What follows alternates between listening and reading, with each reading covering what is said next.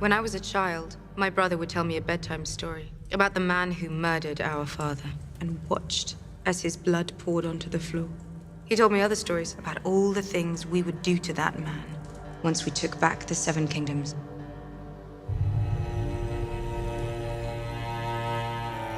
When Jaime shows up to Winterfell, it's very difficult for almost anybody to know how to feel about it. On the one hand, Dany looks at him as this is the person who murdered her father, and even if she has come to terms with who her father was and what her father really was, it probably doesn't entirely erase the sting of her father's murderer showing up on her doorstep.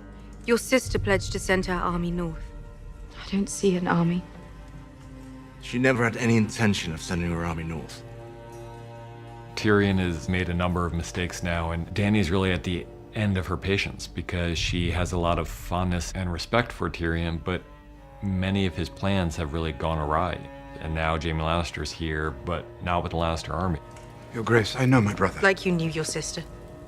Tyrion can't really fight back because he knows she's right. I mean, he really did make a grievous mistake. If Tyrion has a flaw, he's a very clever man, but sometimes clever people overestimate their own cleverness. You don't know me well, Your Grace, but I know Sir Jaime. He is a man of honor. For Brienne, I think she's in love with someone who doesn't realize that she is because that kind of experience hasn't been a part of her life. She's feeling things that she can't really process because she never grew up in a world where those things were an option. She's so used to Jaime taunting her and being the kind of nasty Jaime Lannister of old that she's just suspicious at first that he's playing her and that he's gonna reveal his true intent.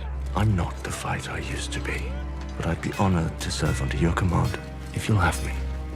He really believes in her as a soldier and he wants to be there next to her, so I think she's really shocked by his sincerity.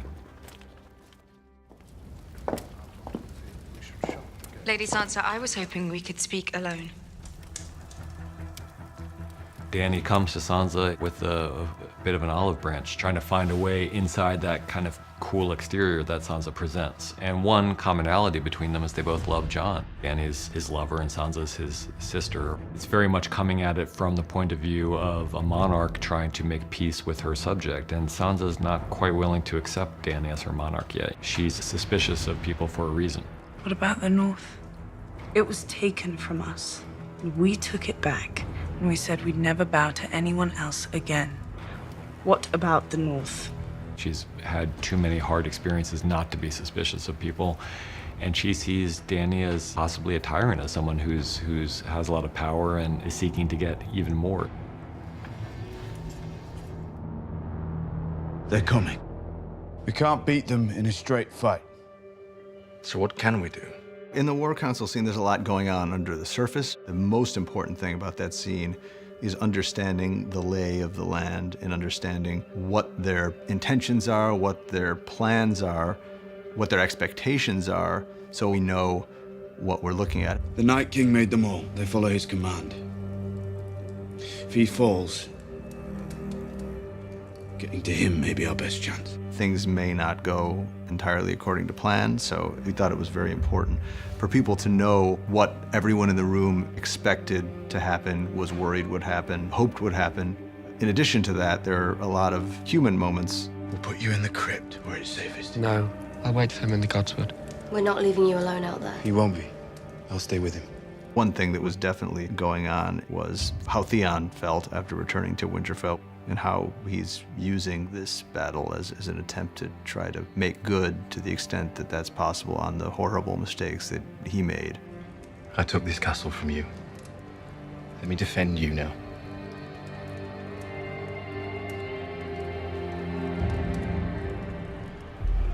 You're not the knight? Women can't be knights. Why not? Tradition. Any knight can make another knight. Kneel, Lady Brienne. Brienne has been more knightly than any of the knights I think we've seen. I mean, she's a paragon of strength and honor and being true to your word.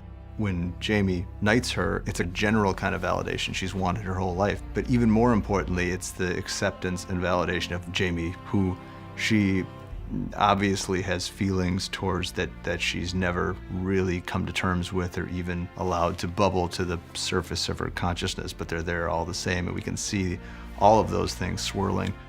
Sir Brienne of Tarth, Knight of the Seven Kingdoms.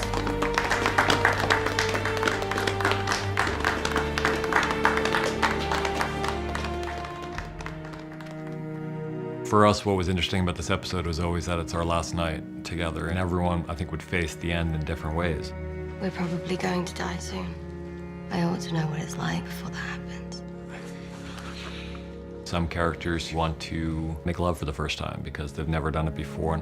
There are other characters who are getting drunk and singing songs, and then there are characters who are just trying to find some kind of human solace together, like Sansa and Theon.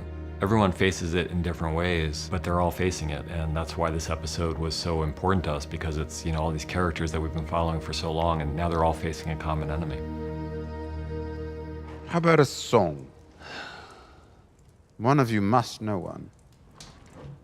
High in the halls of the kings who are gone, Jenny would dance with her ghost.